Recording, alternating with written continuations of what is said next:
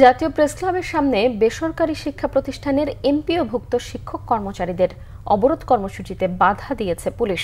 Sound grenade ও জলকামান থেকে পানি ছোড়া হয়। লাঠিপেটায় আহত হন বেশ কয়েকজন। এই আন্দোলনে সংহতি জানিয়ে এনসিপি নেতারা বলেছেন, অন্তর্বর্তী সরকার ছাত্র শিক্ষকদের আশা পূরণে ব্যর্থ। আর্থিক সংকটে এখনো শিক্ষকেরা নিম্ন পর্যায়ের দিনাতিপাত করছে বলেও মন্তব্য তাদের। রিপোর্ট করছেন ফজলে রাব্বি।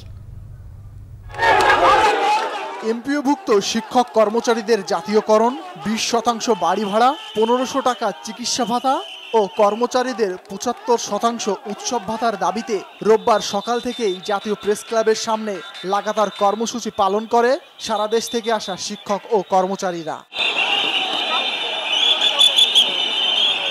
বেলা বাড়ার সঙ্গে সঙ্গে রূপ নেয় জনসমুদ্রে।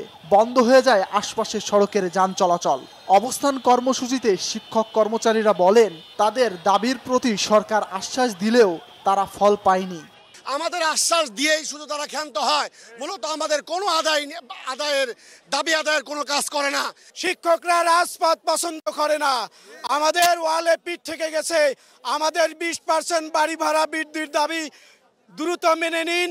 আমরা প্রজ্ঞাপন আপনারা জারি করুন। আমরা 1 সেকেন্ড ঢাকা শহরে থাকতে চাই না। যতদিন পর্যন্ত আমাদের প্রজ্ঞাপন দেওয়া না হবে, আমরা শিক্ষকরা রাজপথ ছাড়বো না। আমরা প্রয়োজনে এর থেকে আরো বড় আন্দোলন যাব। আমরা সারা বাংলাদেশে মাধ্যমিক শিক্ষা প্রতিষ্ঠানে তালা ঝুলিয়ে আমরা লাগাতার পরে প্রেস ক্লাব এলাকা থেকে কর্মসূচি সরিয়ে নিতে আহ্বান জানায় আইন শৃঙ্খলা বাহিনী।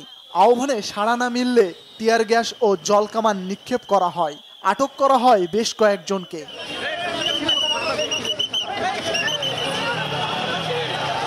পরে শহীদ মিনারের পাদদেশে তাদের অবস্থান কর্মসূচিতে সংহতি জানান এনসিপি নেতারা।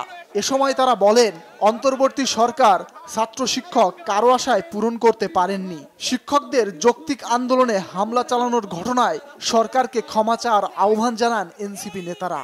প্রত্যেক উপদেষ্টা নিজের আখের ঘুষানোর কাজ করে রেখেছেন এবং আমাদেরকে দুঃখের সাথে লক্ষ্য করতে হচ্ছে, এই ইন্টারিম গভর্নমেন্ট, যে গভর্নমেন্টকে এত আশা আকাঙ্ক্ষার মধ্য দিয়ে আমরা প্রতিষ্ঠা করেছি, সেই ইন্টারিম গভর্নমেন্ট আজ মানুষের বিপক্ষে এসে দাঁড়িয়েছে।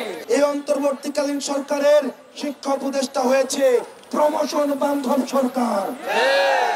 এই সরকারের রুটিন অ্যাক্টিভিটি হচ্ছে পোস্টিং দেওয়া।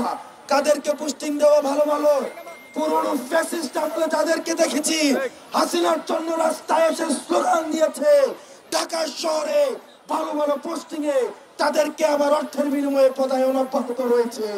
শিক্ষকদেরকে যেভাবে পিটানো হয়েছে, এটা কোনো সভ্য রাষ্ট্রীয় চরিত্র হতে পারে না। এই হীন কাজের জন্য তাদেরকে ক্ষমা চাইতে হবে। দাবি মেনে না নেওয়া পর্যন্ত আন্দোলন চালিয়ে যাওয়ার ঘোষণা দেন আন্দোলনকারীরা। ফজলে রাব্বি, বাংলা ভিশন, ঢাকা।